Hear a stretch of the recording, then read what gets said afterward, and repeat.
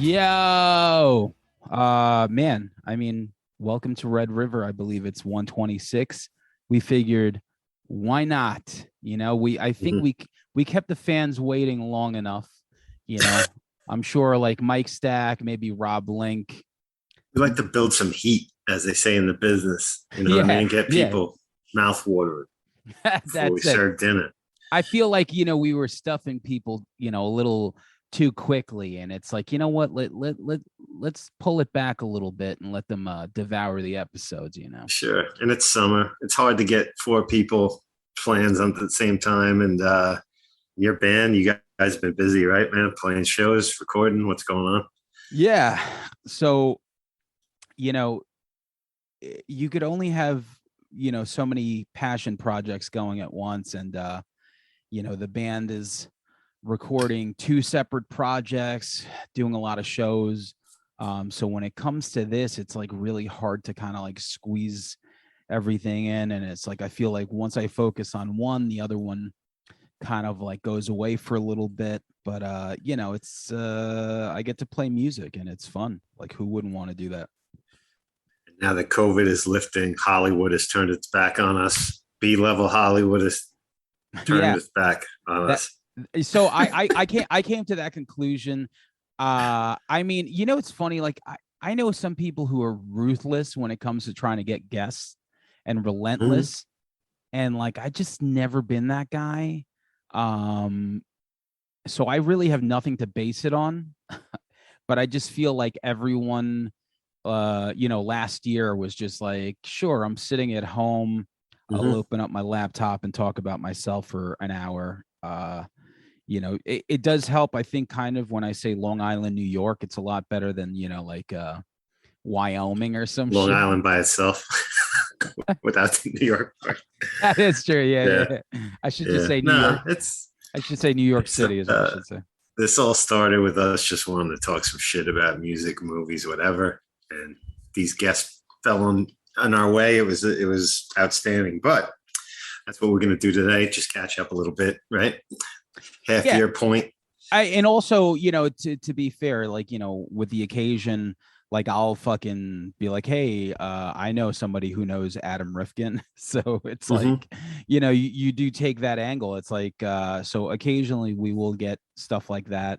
But yeah, like Sure. the core of it was just to talk complete nonsense and minutia about things. I know we just kind of did like a thing in April. It was April Mm-hmm. 1st. I saw when it dropped. So I guess here we are, June, almost at the end of June, like 3 months later.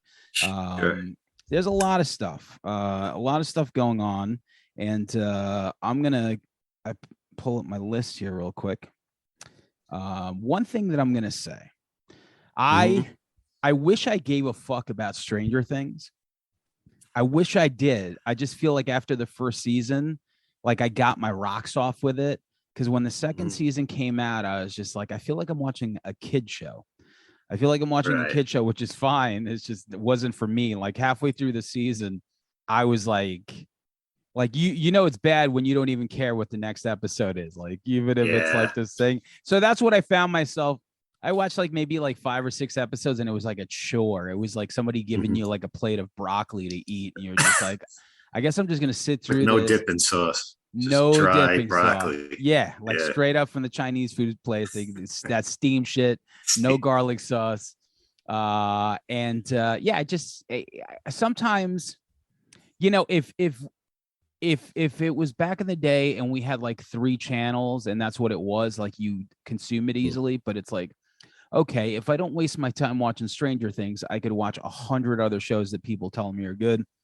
And Mm-hmm. sometimes things just aren't for you. But I will say, I brought it up for a reason. My girlfriend was watching season 4. So, by proxy, I'm watching it on occasion. And she's like, oh, you got to watch this part and this part. And it's very like horror centric. Mm-hmm. A lot I of, haven't watched it yet.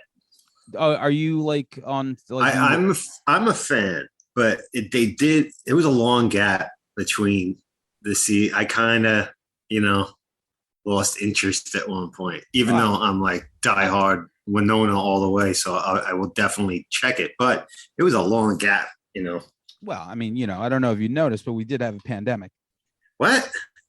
Yeah. Pandemic. Yeah. Maybe they didn't, maybe the news didn't get to you over there. Maybe they didn't tell you while you were in, like I don't shine shoes no more. But yeah, no, I will see it. Just but like you said, there's so much shit to watch. There's so much shit, and I will say, like, the violence is cool. The fact that Kate Bush is on the soundtrack and get like her Spotify numbers right now are like insane. Like what a show on Netflix could do for you. And here's the funny thing. One of my favorite rappers, Crime Apple, I remember being on his IG live and he was taking questions. And I was like, yo, what's an artist that you listen to that some people won't think you would listen to? And this was like 2 years ago. And he just writes Kate Bush. And I was like, that's pretty interesting. And Wow. I could understand, like, like if you listen to his music and his production taste, like it's very airy like that. So it made sense. I was like, wow, that's the most random shit ever. I gotta say, I'm very ignorant. I know Running Up the Hill. I remember the video, and I remember her seeing it on it, seeing her on MTV all the time, and then the duet she did with Peter Gabriel. But I'm pretty ignorant of Kate Bush's career. Do you listen to her, or do you No, know much about her? I know like the upper crust. Like if Right. I hit play on her top like 3 or 4 songs, I'll Mhm. be like, oh yeah, I remember this from like 120 minutes. But yeah, not so much. But still, it's just amazing. Like that song's a banger. Sure. That in the show was cool. And I want to say that I went to a Stranger Things pop up in Brooklyn, which was a lot of Oh, fun. yeah. Yeah. So They did the whole mall, right? so that was like at the end, and the beginning, like so this was all geared around season 4, so I had no idea like what, like I wasn't really familiar with what I was doing. But you do the pop-up and then you watch the season and you're like, oh, okay, like now I get it. But yeah, like the Mhm. very last thing was like you're in a fucking mall that's like. And another cool thing, another cool added bonus is they have actors through the mall, like doing their acting and their get up and stuff. And I thought that was pretty cool. So Wow. I highly recommend it for anyone that has kids and likes that shit. So that was the first thing I wanted to mention. Nice. Now, I usually use this podcast. I always like to talk about things I liked and like shit I hate, but I'm gonna shit on some stuff this episode. I'm Yo, gonna have to shit on a couple of things. spread them cheeks and let that defecation, Hey, hey, hey, hey, hey, yeah, hey, hey. yeah. Um, I saw, and I'm bringing this up because I know you like the film, Licorice Oh. Pizza. Man, I was not a fan. I thought you couldn't have had two more disinteresting characters to carry a movie. And I know they're new to the acting game, obviously, but man, like the whole story was odd. The actor kid, I didn't buy him as that. And then this selling waterbeds or some shit. And it just, I don't know. I did not do anything for me. It was very slow to sit through. Okay. So I want to hear what, drop something on me, like what maybe I missed or something. Okay. Because it's rated 7.5 on IMDb. So maybe it's So me. I watched it. I think it's Paul's most like linear work, where like it's just kind of it's almost like Dazed and Confused, where it's like. I definitely get that vibe going for that, little bit Night in the Life, and there's an awkwardness to them and stuff like Mitch was, but Mitch was only like a little character, and everybody, the whole rest of the cast was very interesting. That's, but go ahead. So I think off the bat, if you don't like those two characters, you're going to be in for a very brutal watch, because when the movie starts, I immediately loved those two. I did. I don't know what it was about Alana Hayim. It's their both first acting roles. And to me, Yeah. like immediately, I was like, oh, this is cool. And you don't know what's going on. You thought they were both in school, but not even the case, even though they kind of looked the same age. And once they started talking and he was kind of like, it was like very much like a young kid with a crush on a girl. I bought into it, and once I bought into it, it was just easy to kind of follow this story, and it really plays upon like that, like being a kid and having a crush on this girl who's your friend, and like you guys hang out, and she has admiration for you, but nothing really. She's older. Yeah, nothing really ever happens. And so really, it depends on you buying into those two, and what you're either on board for that, or you're like, man, I'm just not. Because that's one of those movies like Under the Silver Lake or certain things where it's like, if you tell me you hate it, like I get it, but to me, I just felt like I'm watching them do their thing, and it's like I'm hanging out with them, and everything about it, and it's just like this like linear piece. Like there's no like plot twist, there's no like villain, there's nothing like that. It's just like this story, this coming of age thing, and the characters that they meet along the way. And I saw it by myself for the first time in a theater, and December, right? That came out December last year. Yeah. So my girlfriend was in Arizona.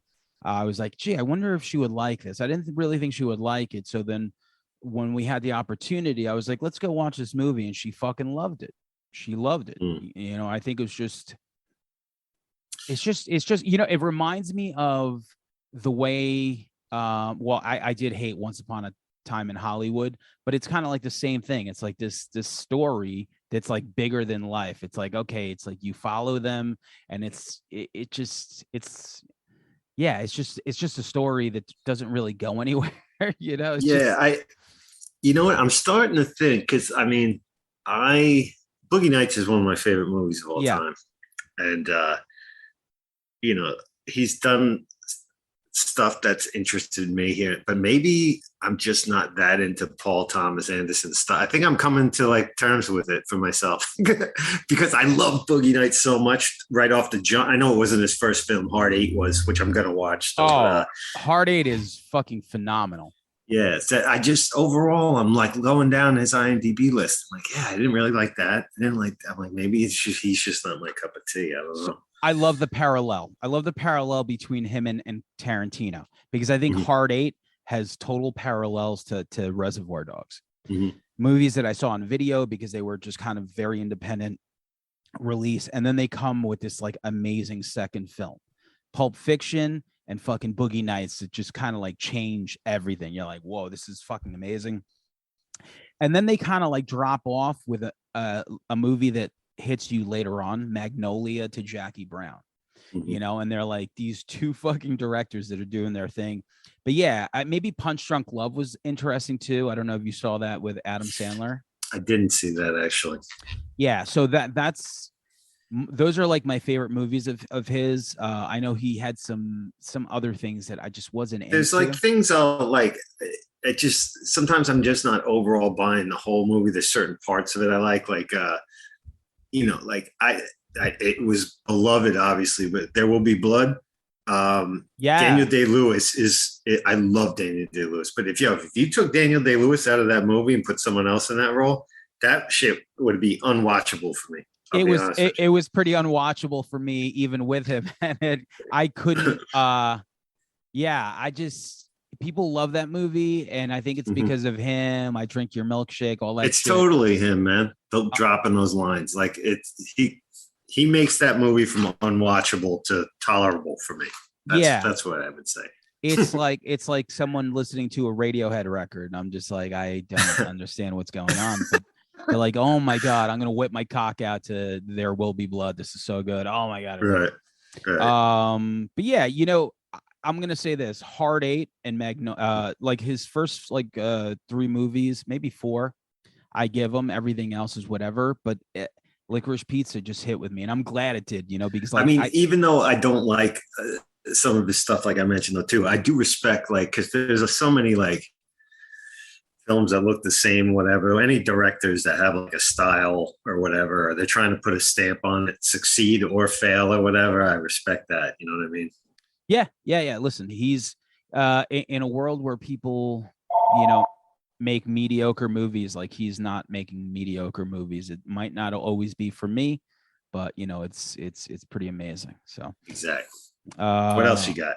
So I'm gonna say I Paramount Plus low key is killing it. Oh yeah, It's one I of was those. thinking about getting it.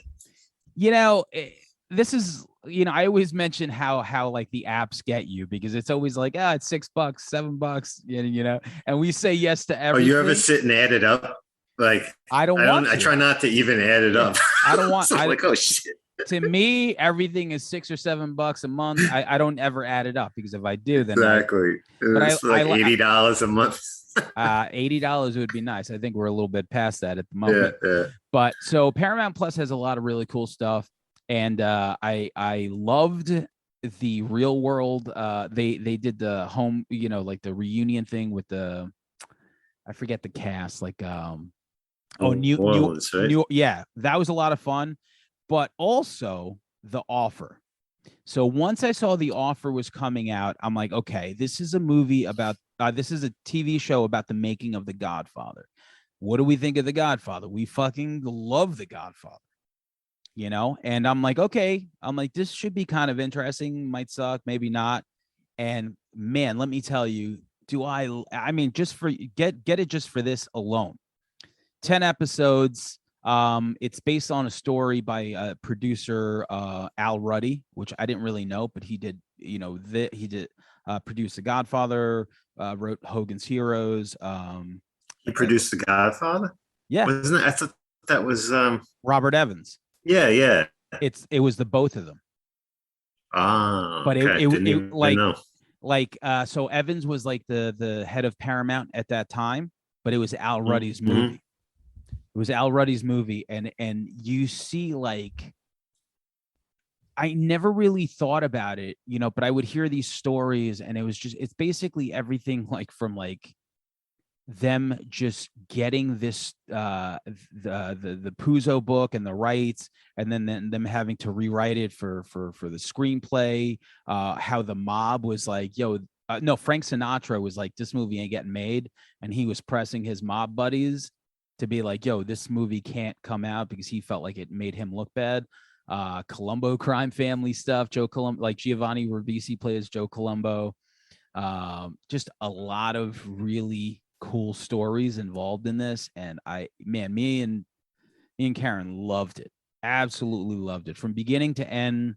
The casting, like Dan Fogler as Francis Ford Coppola, like every cast. Juno Temple, who's in Ted Lasso, she's Keeley. She's in this. She's fucking great. Miles Teller is Al Ruddy, and he's one of the producers. And another thing that I love that Paramount does, and I think a lot of shows do this too, because I know Euphoria does. You get to the end, and they give you like a 5 to 7 minute behind the scenes of the episode.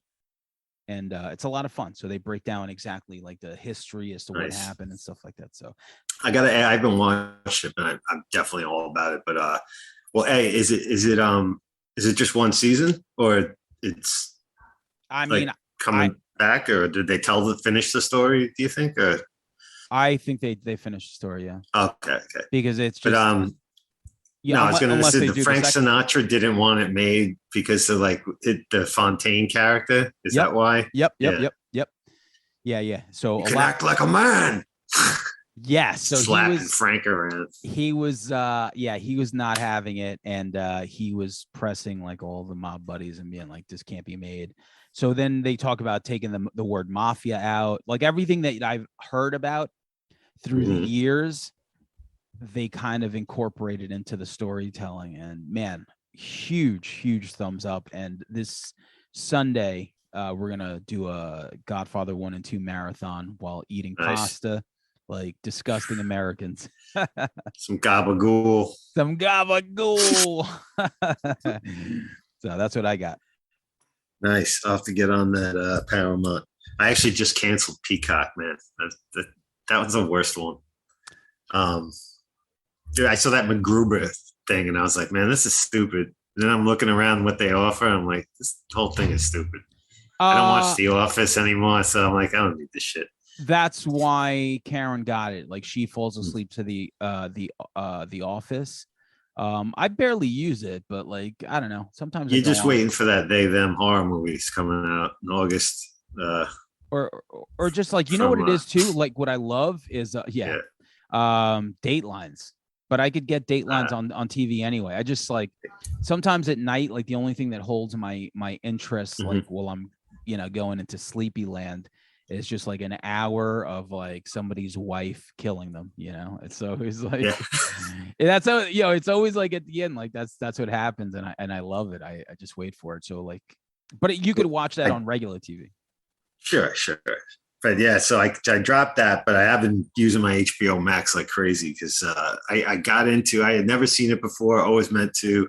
If I wanted to catch up and then get the new season, was Barry, the show Barry with Bill Yeah. Hader. Yep. Um, did you watch it? Nah, but like we were just recording like 2 weeks ago, and the engineer was talking about Barry. I was like, I still haven't watched it, and he was like, like they do what everyone does when they don't watch a show that you love. Are you Yeah, fucking kidding me? It's yeah, of like, course. yeah, I'm like, There's what do you like want eight me to do? million shows. So you could say that to Yeah, somebody about anything, yeah. like at some point, Oh, But it, you don't know Sesame Street season 4? Oh, Jesus Christ. it's really great, and the first two seasons are fantastic, but this last season really went into some like really well shot, interesting, taking a lot of chances. And Bill Hader directed a lot of episodes, and it really elevated the series. And Bill Hader is such a talent. I think he's one of the most talented people to come out of Saturday Night Live ever. Yeah. Alone Yep. up there with Bill Murray or whoever else. That guy can do anything. But it's so good. I highly recommend it. So that on my HBO Max, and So is similar to real quick? He's like a yeah, hitman, right? he is a hitman. Yeah, Okay. he's a vet. Um, he's a hitman, and he goes to LA to do a hit, and it involves a acting class which he gets interested in, and Okay. I wouldn't say anything else. Gotcha. But Gotcha. so good that on HBO Max, the Rise of the Laker Dynasty, or Dynasty, whatever the hell that's called, John C. Riley, that crushed it. And one other cartoon that I stumbled upon called 10-Year-Old Tom, which is made by a cartoonist who did another show on HBO called Life and Times of Tim. And it is a real irreverent comedy about, like, I'm guessing it's based on probably his childhood or whatever, but very fun. I haven't watched any animated series like that for a while. Some of them I'm like sick of or whatever, but I can't say enough about how funny that show is. If you got nothing to do, it's only a half hour, 2 15-minute episodes, like in the Beavis and Butthead format, but it's hilarious. Great show. HBO Max rules. HBO Max is pretty amazing. Mm-hmm. So one of the things that I've been watching on there is a show called Made for Love. Once again, it's just one of many fucking selections, but I think like certain things are like HBO shows and other things are things that they buy and they just randomly have up there.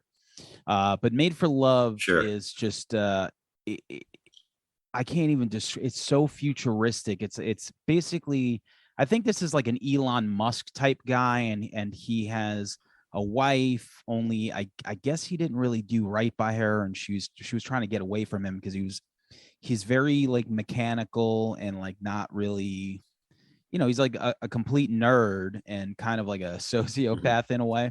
But he created something called the Hub, and they live in the Hub, which is like this virtual reality world.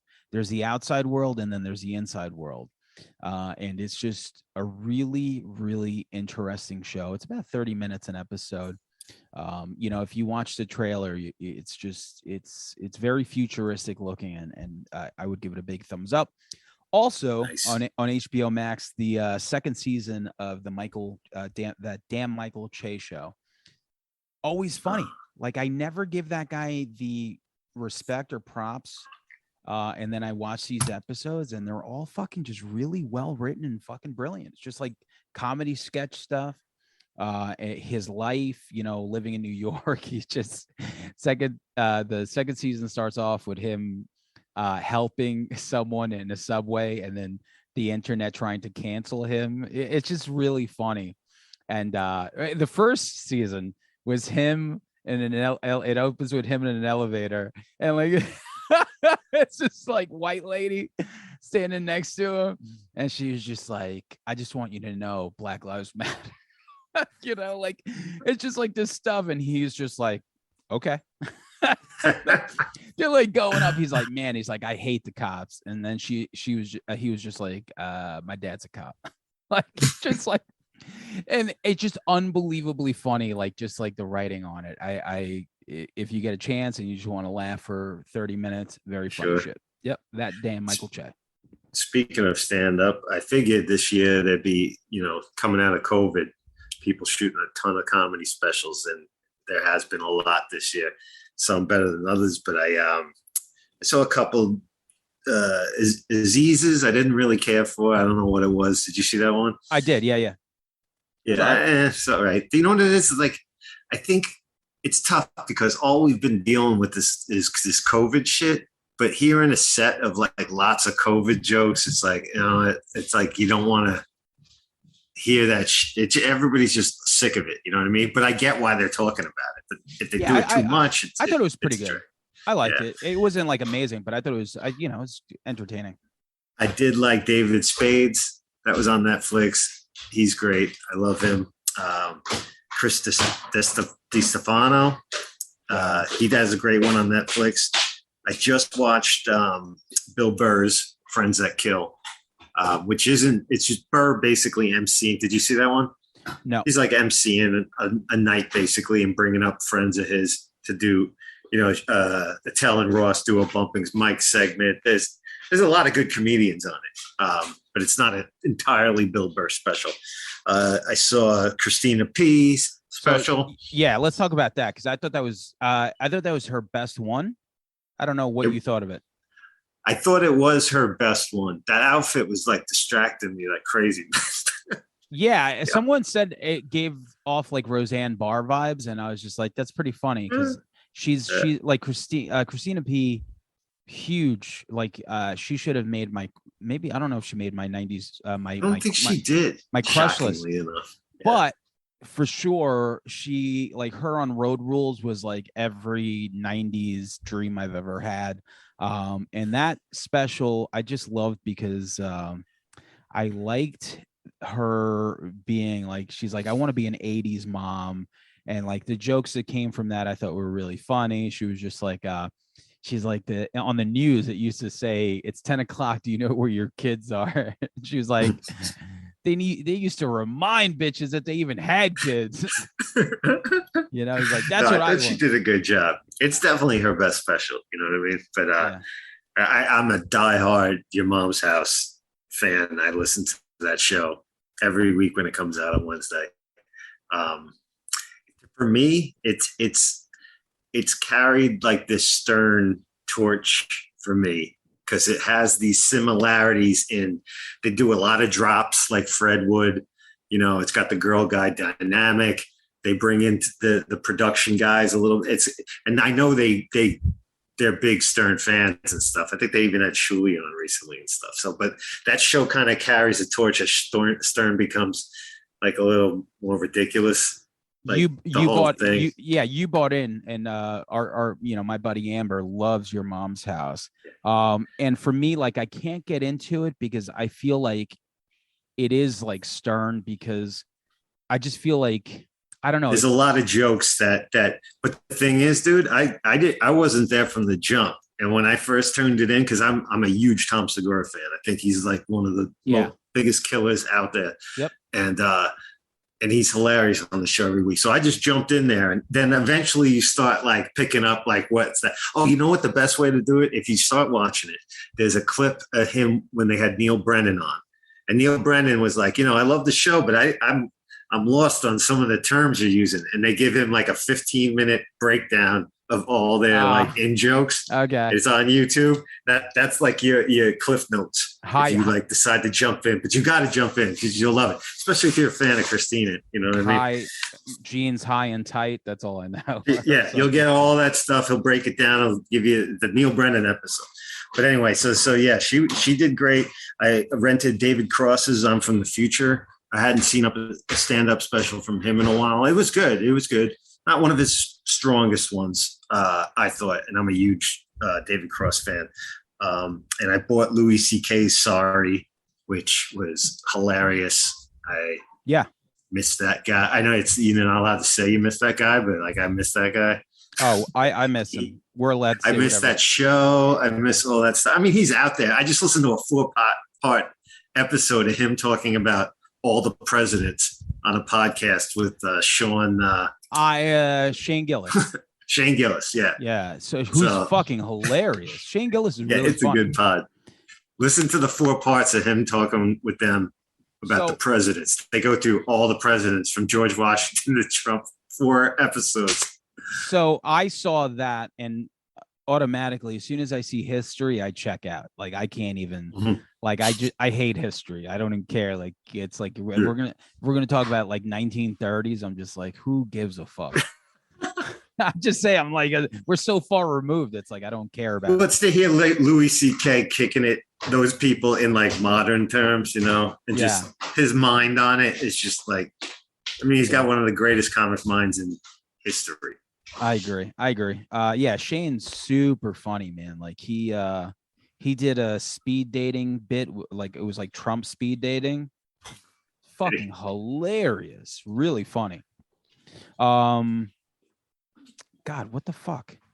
Yeah, like Stern has gotten so ridiculous. Like I still listen every day, but like lately it's just really been bothering me. Like it just really it took a while because some of my friends made it there before I did, and now I'm just like, yo, it's like you're talking about The Bachelor, you're talking about Dancing with the Stars, you have on like what guest was on just recently, I forget who it was. It was just like, I'm thinking like, oh, who was it? Was Post Malone. I'm just like, well, I get it, but like you don't have to have Post Malone on. Like you could do whatever you want. Like, it's just not, and I don't like, I don't begrudge him. Like he gives a fuck what I think. I mean, he's doing quite all right, but like, I don't like, people change, you know what I mean? Like over the course of your life, the way you think at one age versus another, or how you present yourself. And I get that, you know what I mean? So I changed. I just can't hear all the stuff that attracted me to that show and made me such a diehard fan are all gone. It's all memory. It is. Yeah. Like when I think of like, the Butterface contest and how funny that was and how just overtly mean it was, the world's biggest hemorrhoid contest, the contest it's so wrong. Is insane. It's so wrong. Like people, what was the other day I was watching this kid who, well, I mean, he was a kid, but he had like that Emmanuel Lewis thing where he was like, must have been like 25 or 30. And they were like, yo, we're trying to get this kid late, but he looked like he was 11. And this fucking girl shows up to fuck him. And as soon as she sees him, she starts freaking out. She's like, oh my God, he looks like a little doll. He looks like a little doll. And, it was just so fucking funny because it was just so brutal. And I think that's what I miss the most is just the brutality of like no one, if you had feelings, you were getting crushed on that show, And part also that what bothers me too, and especially it was exacerbated when Gilbert passed away, who was the greatest guest that Stern ever had, hands down, the best, killed every time. And then he just never was on again. Yeah. Like a conscious decision was made to go in this direction with the show. And then the fact that he acts like he's still that rebellious, like not as corporate as he's become, to not have this guy on. And he had a blurb about, him when he passed away and stuff. And it's like, fuck you, man. You didn't even have Gilbert on forever. And Gilbert, I RIP. So the thing with Stern too, like he was always like, Stern is not your friend ever. I mean, you could see that through his whole career, even with the Artie shit. Like he just, like once you leave, you're like when Artie was on, like I feel like me and Artie could bury a body. We could go do cocaine together. We could fucking like do whatever the fuck like that. He just, like Stern was just different. Like he was just not like, there's certain people who you're acquaintances with and you're like, hey man, what's up? Cool. But then there's other people like, Richard or fucking like or Artie, where you're like, Iska or Richie Wilson, like the TV team, like all of them are like. Sure. So, but I want to say, Yeah. I went to the Cinema Arts Center to watch the Dinosaur Jr. documentary. Oh, Uh, nice. and I'm glad I caught that screening. I'm glad Cinema Arts Center is open again. They got some brand new seats. I remember March 2020, the last thing we did, the last event we did before, like, I mean, I'm talking about like, I think COVID really hit the panic peak a day or two later. We went to go see Joe Bob do his Redneck Save the Cinema, right? The Redneck Save something. Hmm. 2 hour show, but the seats, man. You ever watch the 80s? Like, you ever watch movie theaters of the 80s and you're thinking, like, yo, did anyone give these seats any thought? Like, if you're in the middle and you got to take a piss, you got to Yeah. like climb over like literal laps. Like, even if Straight someone up. stands up, it's like there's still not enough room. Yeah, yeah, yeah. And And everybody got to get up. Let that. everybody If got to you're up, down, if you got to take a piss and you're up against the wall, man, and like 10 people got to stand up.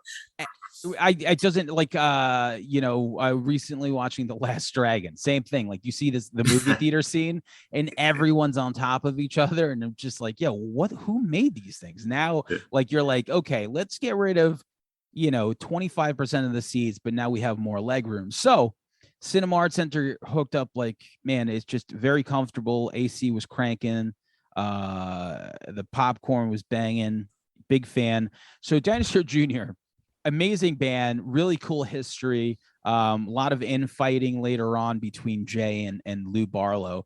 The one thing I will say that I love, even though some people probably hate it, is that Jay Mascis still to this day, like, it doesn't even matter that someone's making a documentary about his band. He literally talks super low and he says like one word. It's just like, yo, if you took a transcript from his whole speaking in that movie, it's probably like 10 words. Like, it's amazing. Like, he just like very like he just doesn't talk, man. It's like, cool, make a documentary and like these other two guys are going to talk. But it's great to see. It wasn't like super amazing or like insightful, but it was cool to see like the linear history of the band, the breakup, and then the return. And of course, Henry Rollins is in it because he's in anything like that, Of course. I think you have to put, there's like some kind of law. I think he's got to be in it. As a clause. It's like, we got to get Rollins to come. The Rollins clause, it's known in Hollywood. Yeah. So that was great. Another thing that I just recently watched, and I know a lot of people, I think Idols is a band that some people know by name, but they don't really know much of. On YouTube, you can stream the documentary that was made about them. It's about 75 minutes long. Really cool if you're interested in the band and find them kind of like good or whatever.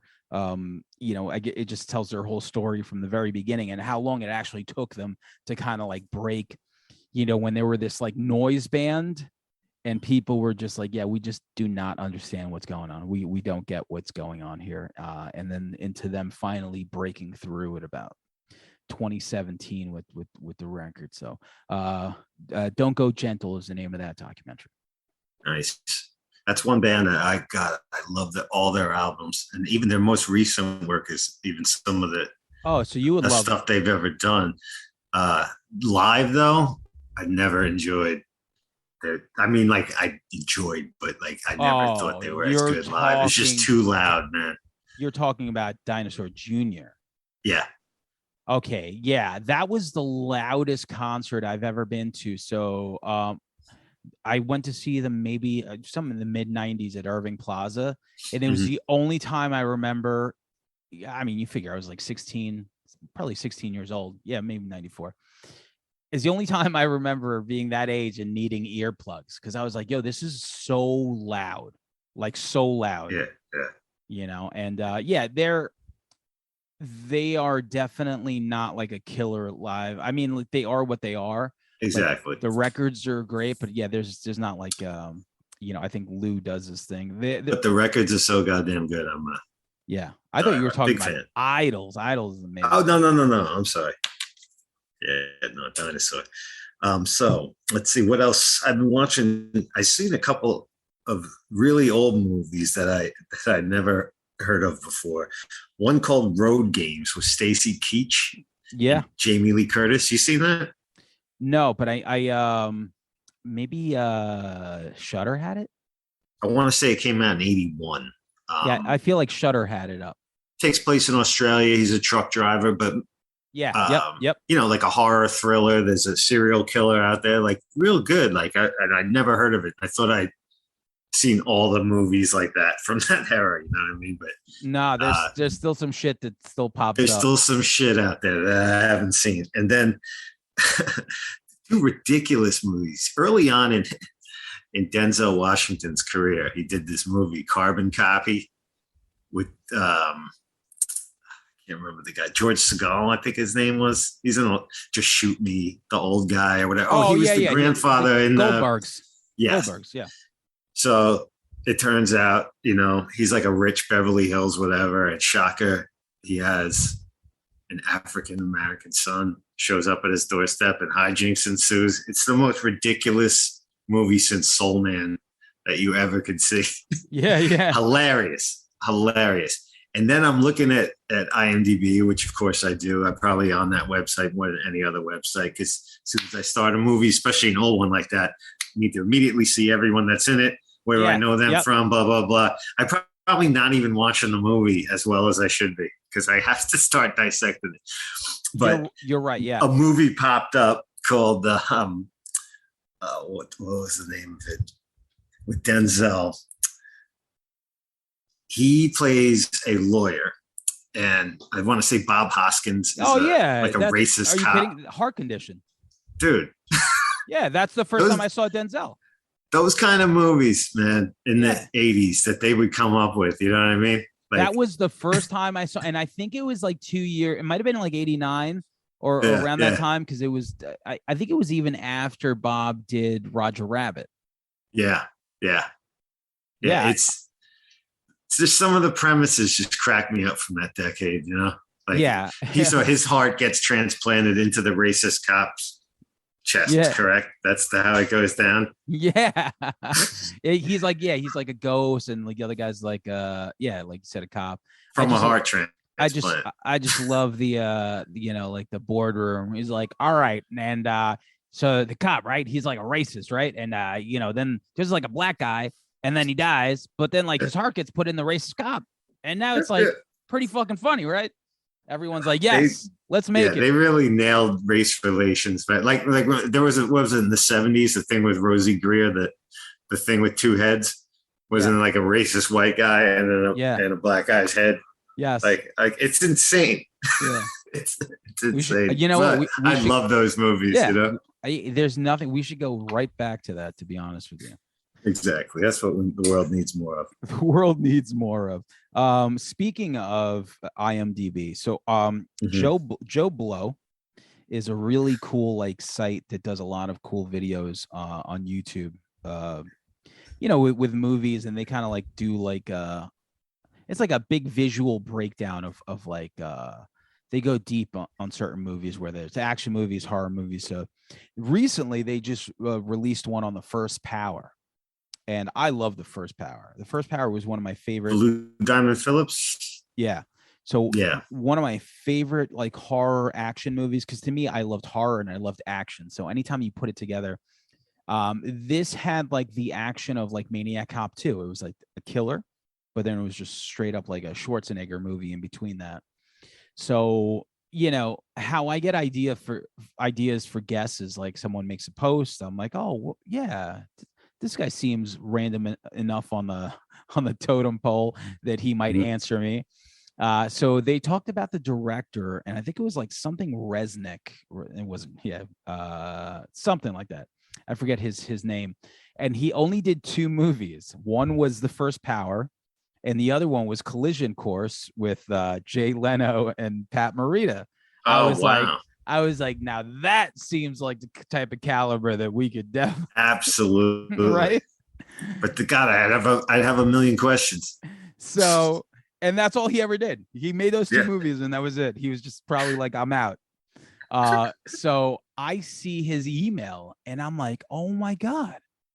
I'm like, yo, I'm going to email this fucking dude, because he hasn't been working on a movie for like 30 plus years. So what's he gonna do? Say no to me? Like, it's like he's probably like, I can't believe you even know who I am. Yeah. So I fucking I email and I'm like, all right, cool, whatever. Maybe he'll answer back. And I get an email like maybe like an hour or two later with his name. And I'm just like, I'm like, should I take out my dick as I read it? I don't know. Like, I'm like ready to like bust off. And then he's like, he's like, me and that director have the same name. I always get the same emails. He's like, it's not me though.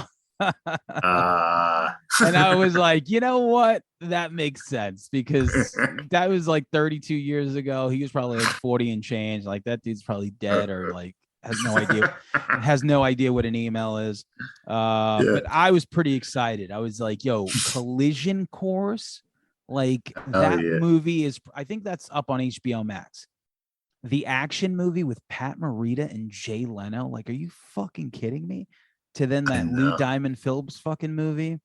So, and the main actress in that movie is Melanie Griffith's half sister, and she did a lot of cool stuff too. I thought about emailing her. I was just like, oh, maybe she'll do the show. Hey, worst they can say is no. Well, listen, we just need another pandemic, and I feel like she might say yes. Maybe monkeypox. Yeah, when monkeypox takes off. So, but that's my first power story. Nice.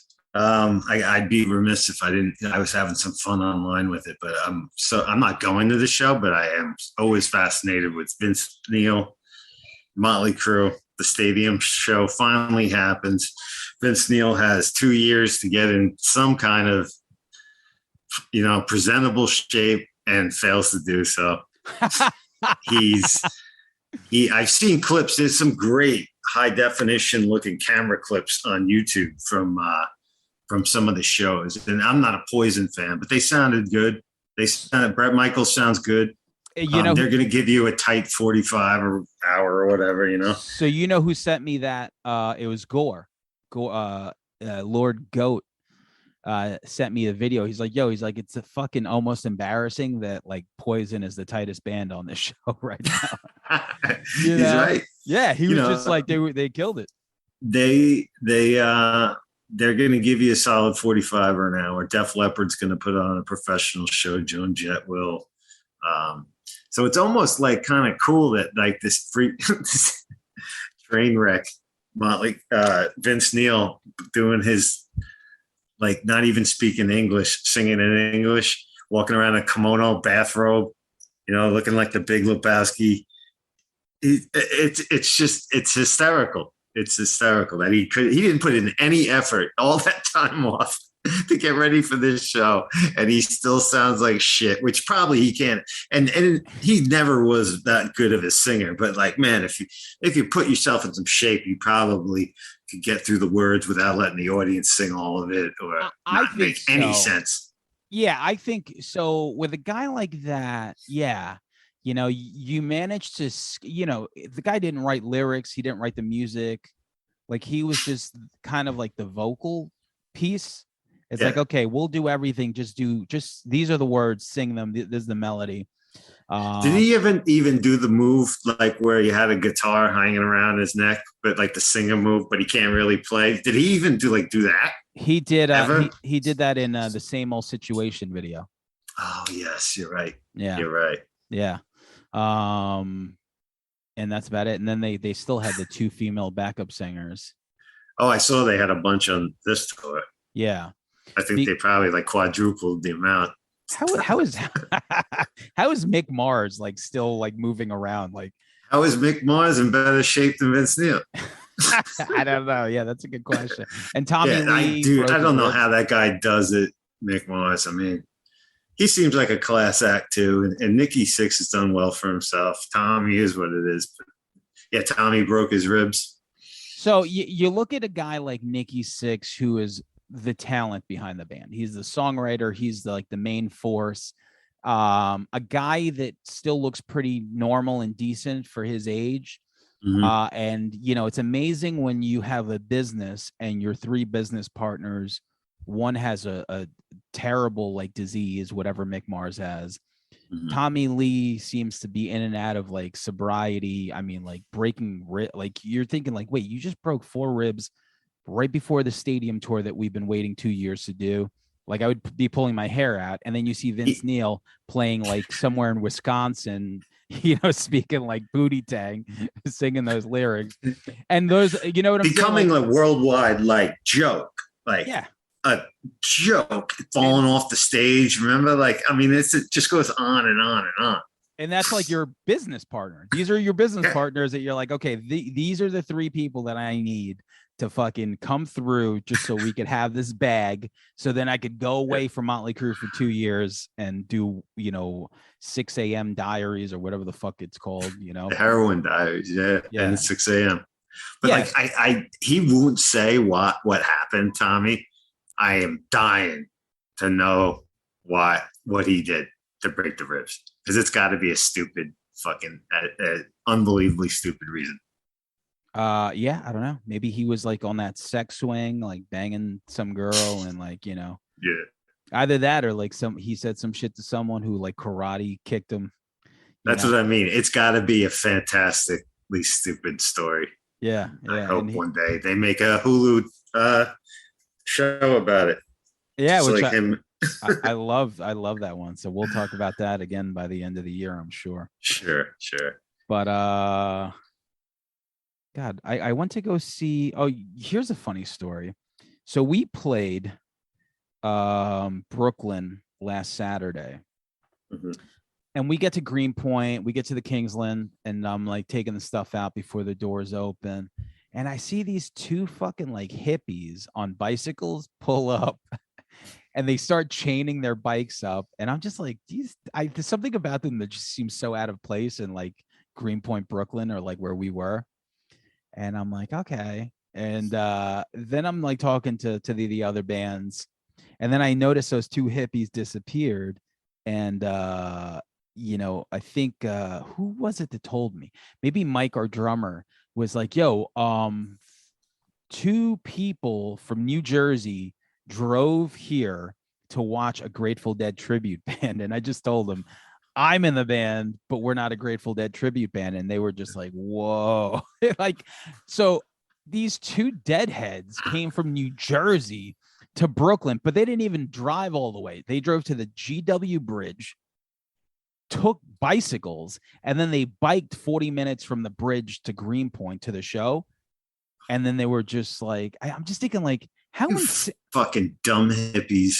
Right? Like, I'm just thinking like dumbest shit. That's making me angry, actually. It was like devastatingly dumb. And I'm thinking like, at what point do you look at this flyer that somehow made it to your consciousness and you see 4 bands, one of them, which I guess you recognize, and there's just 3 other bands. Like, at no point do you ever click on it, listen to a clip. Like, at no point do you do this. You're just basically like, oh, Grateful Dead tribute band's playing. Like, I couldn't believe it. It was like, it was insane.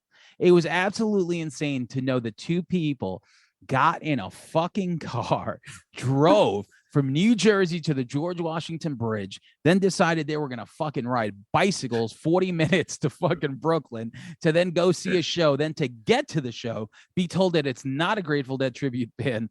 And they're like, well, what kind of, music is it? And they're like, oh, it's kind of like a punk show. And then they were just like, we're out of here. Unreal. Wow. Got back on their bikes and took off. I guess so. The only way that scenario would be acceptable to me and not make me angry, if like say the bar down the street from you saw an ad and your band's name is Playing Dead, if you don't know, you see an ad and you drive to the bar like 10 minutes from your house and you walk in, you're like, is this a Grateful Dead tribute? Oh, no, it's not. Oh, okay. Yeah. Sorry, I thought it was. And then you went home. Like, that's the only acceptable. To drive out of state and not look into any of it in the internet age, it's infuriating. You should have kicked their asses. I wish I would have taken a picture with them because it would have been funny. Yes. But, like, I didn't even have any communication with them. They were talking to other people that told them this as they were leaving. And I'm thinking, like, at no point while you're sitting shotgun, one of you is just scrolling through the internet being like, oh, let me look into this place. Let me look into it. Like, nothing. They were actually another scenario that would be all right is if somebody in Jersey, like their friend, told them that shit to like fuck with them. and Yeah. that guy's like was getting a laugh out of it the whole time, then that's okay too. Yeah, that's they're like, oh Like yeah, I told those motherfuckers to go to Brooklyn at that point in Dead. It was a Grateful Dead tribute band. And I said, save on the toll, ride your bike across the bridge. I'm thinking this is probably not like, this is probably on par for these two people. They probably make shitty decisions their whole fucking life. Like you can't be like, and they were old. They were probably like late 50s. So you figure like they probably were like, have been mentally ill and dumb for the last 55 years of this. Like, shout out to riding your bike that far. Then if they were that old, I thought they was like kids. I mean, they look like they were just older dudes. And I'm thinking like, at no point do you fucking like, you're like, hey, this is going to be like a 3-hour trip to some bar that we've never even heard of. And they're probably like, hey man, we're just going to smoke weed. We're going to fucking oh my God. Oh, that's great. Shout out to them, man. Hopefully they made it home. Okay. I hope they had a good night. You got anything else? Yeah, just like a couple things. I was flipping through looking up some directors I hadn't heard from or looked at their work in a minute, and I came across Simon Barrett. And I was like, oh, because I loved Your Next and The Guest. And blah, blah, blah. So I messaged him. You did? Yeah, but go ahead. No, I was going to say, I watched Seance. Did you see that? No. So different. Yeah. So different than his, I mean, if he's going to say yes, I don't know, maybe I shouldn't say anything. Nah. he basically said that at the moment he was kind of burned. This was like maybe when Seance came out. Because like we're Facebook friends, and he I mean, his work is great. Yeah, I did not care for Seance. Yeah.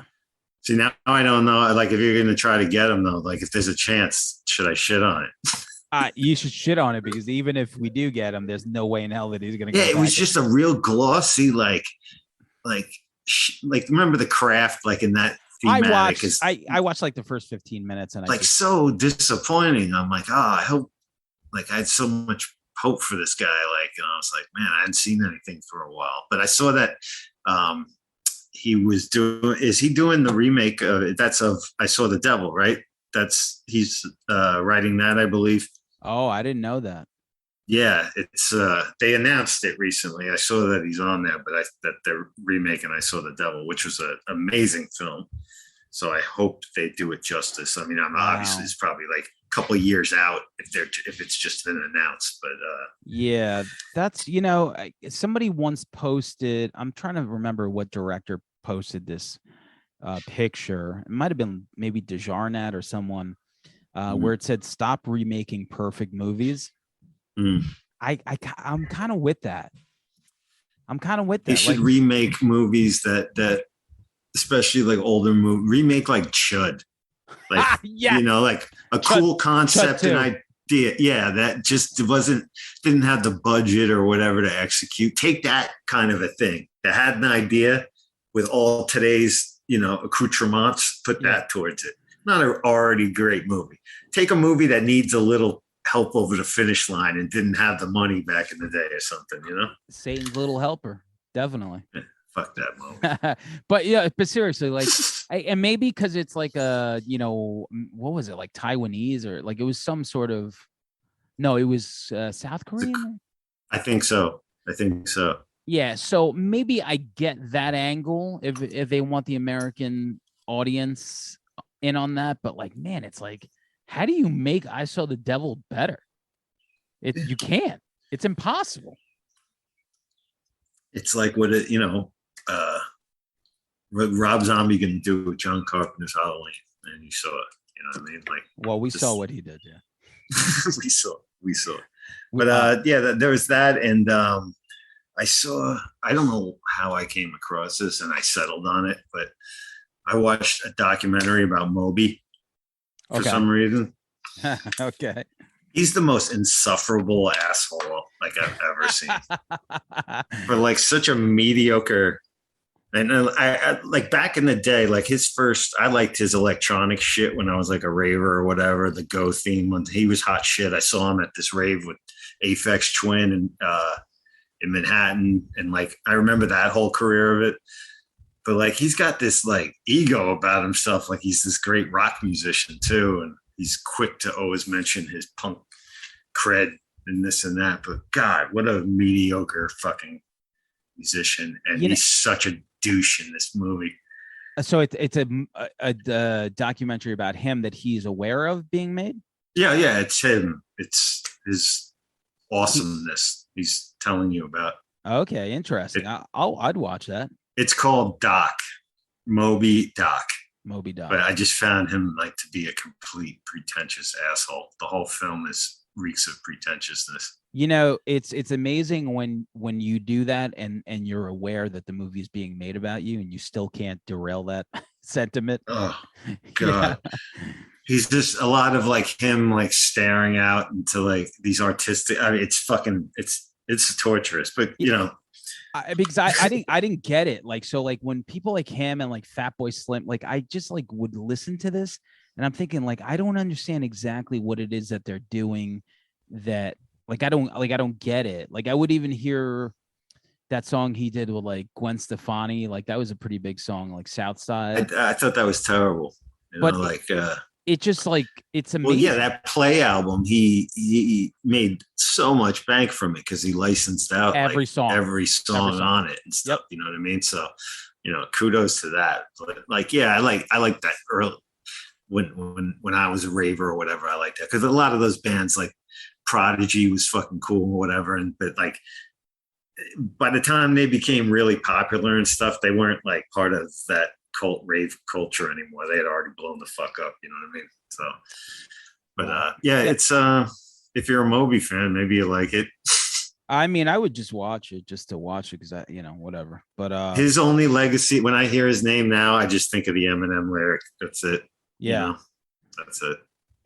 You know what's weird about movies? Like I mean, maybe you have a kid so you're up on this, but like Sonic the Hedgehog as a movie, like I don't even like.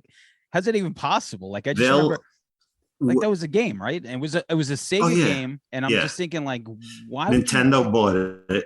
Owns all the Sega those characters or whatever.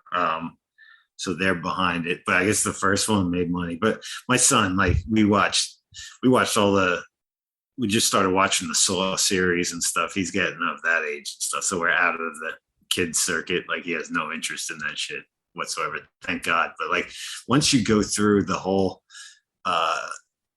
kids movie circuit, you go through that, your kid becomes older and they keep pumping these movies out, you see the exact same formula in every single one of them, except they just change.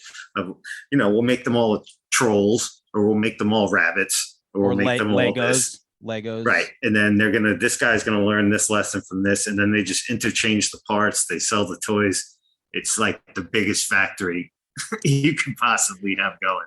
And I'll tell you this, I guess when it comes to business, maybe that's just the way to be, I guess. I don't know. You're killing it. You're crushing it because parents are looking for something to do sometimes. It's fun. You take the kid, some popcorn, fancy seats or whatever, sees the movie. You're crushing it financially.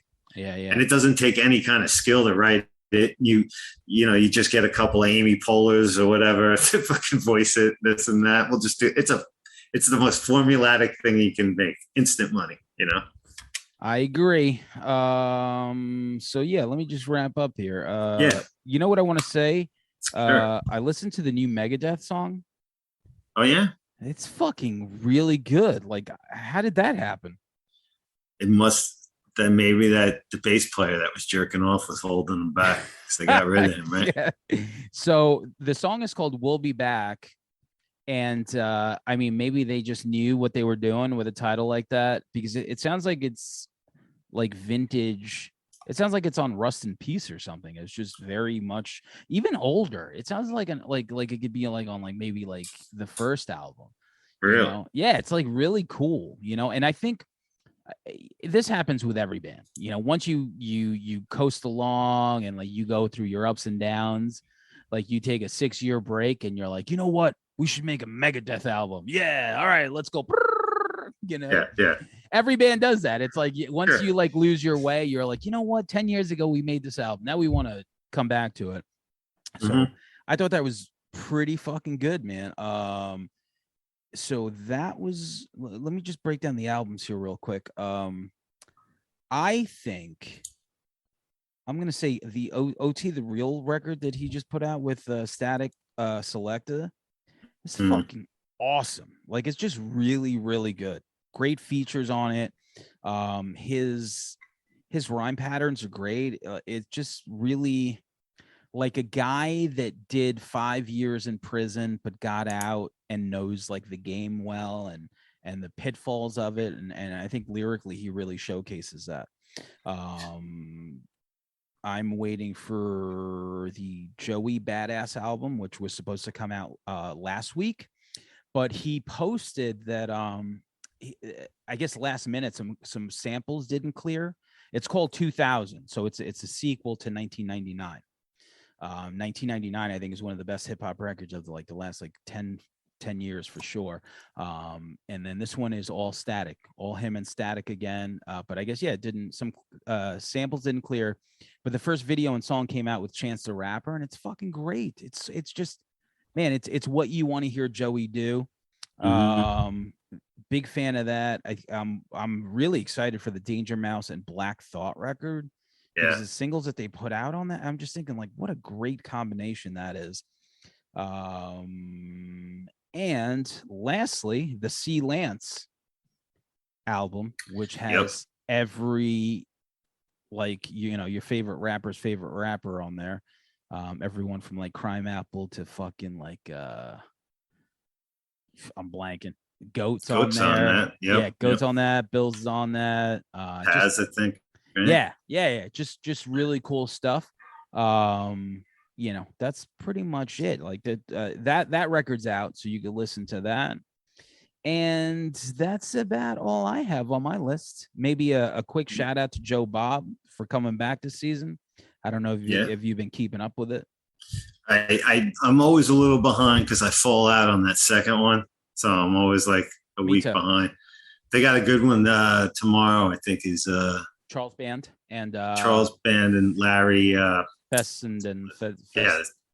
East Coast West Coast thing or whatever. And I love Joe Bob. It's the best. I hope that show never stops. But yeah, all those hip hop albums you name are fucking dope, and just also the stuff that Kingpin. I love that guy, man. Everything he's put out this year, he's put out a couple of things. But that Bjork Kingpin record, I love the production on it so much. It's amazing. And I was just thinking too how crazy hip hop is, because I'm like, man, I was like, when's Muggs gonna put something out and stuff? I'm like, he put out a record and he put out a couple of singles this year, but he puts out so much shit. I'm like, yo, what the fuck? He put out that's all he's gonna put out this year, one record. Yeah, he put like out. Back in the day when you were a kid, you'd wait like 4 years to get a record. So he just dropped a video, Metropolis, I think it was called, with Method Man and Slick Rick. Slick Rick, that track is banging. Yeah, man. that's like so good. Man, when you hear Slick on there talking his shit with the hook, like it's like Slick just has that voice, man. He has just such a memorable, smooth voice, and in 2022, it still sounds just as good. Mm-hmm. Yeah. Mm-hmm. But good shit. You've said it all. We've said it all. So we got a couple of things in the plan. We got a Death Wish retrospective coming at you soon. Yeah, that's gonna be fun, because those movies, I like when there's like a collected, like it's just a nice tight five. I mean, if we don't count the remake. Sure. And every Death Wish, it just gets more ridiculous and stupid. So it's fun to cover. I would definitely like to do some more. We've done the horror deep dives. I'd like to hit that Police Academy, Yeah. just whatever, shout know. Shout out to Moscow. Yeah. Very relevant to do the Moscow one now.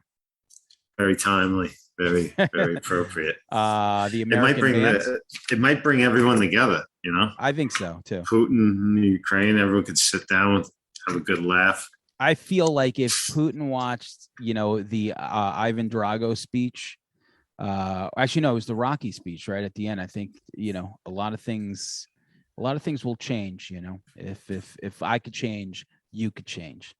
So that's all we need, man. on that note. I Oh, yo, next week, actually, I forgot to tell you.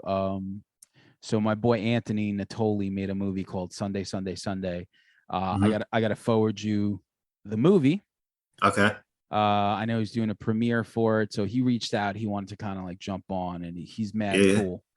Right. So like he just wanted to do an episode on it. So I told him Thursday. So we'll probably like do this again at this time. No doubt. That works. And that's it, man. If you made it to the end of that, you got a sneak peek of next week. So here we go. All right. My name is Skis, I do this rhyming shit professional. I told my nigga Tone to load it up and then I sniped it, left an exit wound. Body beats, I'm expected to. Look, I need extra blues in my revenues. I'm focused like tinted prescription lenses and spectacles. They recognize it inside of their retinules. With dead weight, I had to cut ties. I left the 7 noose. These Vortex ones, it's weatherproof. I'm backseat, Bluetooth connected. I'm banging death a deuce. See, this fly shit is deadly like TSA letting weapons through. My OG is seasoned vet. He said, you wanna make meals, don't pepper truth inside your lines. You legit, I know you sick as strepping flu, just be yourself. Niggas don't provide the answers as quick as they question you. See, it's a rap for these rappers. They like rappers stacked inside of a trash receptacle.